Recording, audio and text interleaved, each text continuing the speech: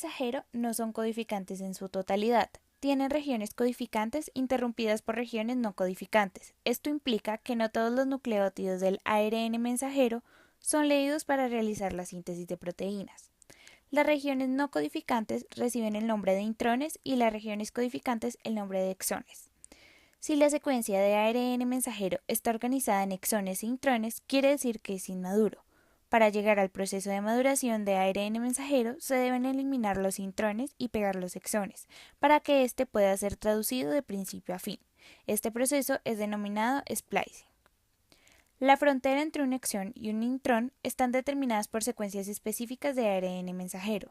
Los intrones en eucariotas comienzan por nucleótidos guanina-uracilo y terminan por adenina-guanina. El corte se realiza en guanina-uracilo inicial del intrón. Se unen a la adenina a través de un enlace fosfodiéster. El proceso de corte y empalmado del pre-ARN mensajero tiene dos etapas. La primera etapa, el pre-ARN mensajero, es cortado en el sitio de corte y empalme 5' y el extremo 5' del intrón se une a un nucleótido de adenina del intrón, cerca de su extremo 3'. En este primer paso se forma un vínculo entre el extremo 5' del intrón y el grupo hidroxilo 2' de la adenina. El intermediario resultante es una estructura en lazo, en la que el intrón forma un bucle. El segundo paso se realiza el corte en 3' y la unión simultánea de los dos exones. El intrón es escindido como una estructura en forma de lazo que es posteriormente degradada en el núcleo de las células intactas. Durante el proceso de splicing, la eliminación de los intrones y la ligación de los exones es llevada a cabo por un complejo denominado espliciosoma. Debido a la corta longitud de los exones en comparación a la longitud de los intrones, los sitios de splicing en el RNA mensajero de eucariotas son reconocidos a través de interacciones a lo largo del exón en el proceso que se denomina por la definición del exón.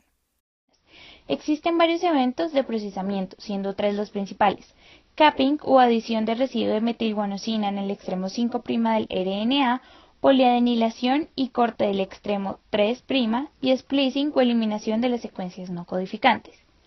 Los exones de los transcritos primarios pueden ser procesados de manera constitutiva, dando lugar a una única molécula de RNA mensajero, o alternativa donde diferentes RNA mensajeros son originados a partir de un solo pre-RNA mensajero.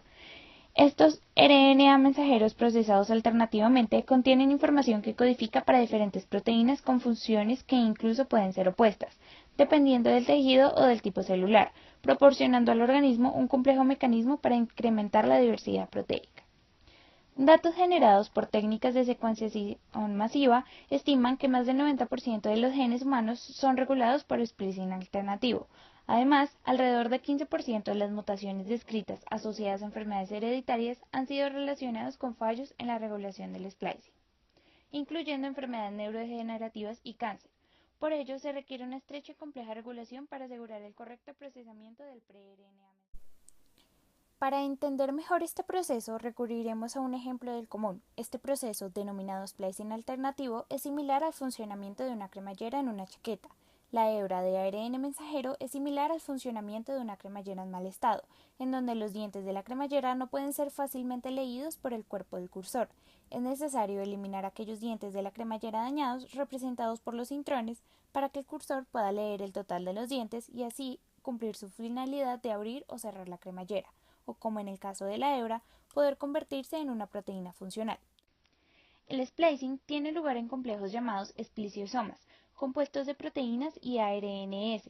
Estos ARNs que conforman parte del espliciosoma son 5 tipos de ARN nuclear de pequeño tamaño denominados U1, U2, U4, U5 y U6.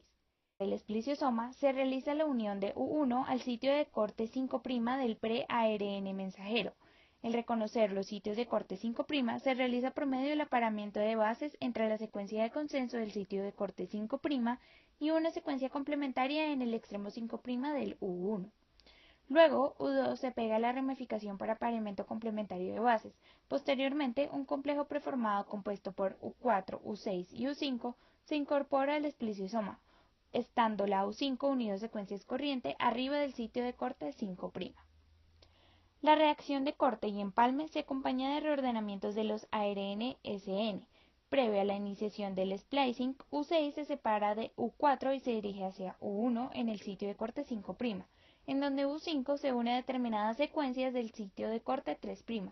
Existen varios procesos asociados al proceso de splicing, entre ellos se encuentra la escisión nucleolítica. Los transcriptos contenidos en intrones son sustratos de una endonucleasa que encinde el ARN en cada extremo del intrón. Los extremos sueltos del ARNT cortado son ligados en una reacción que requiere ATP. El mecanismo asociado es la modificación de bases azucaradas, en donde algunas bases y azúcares en los ARN llevan modificaciones como la metilación.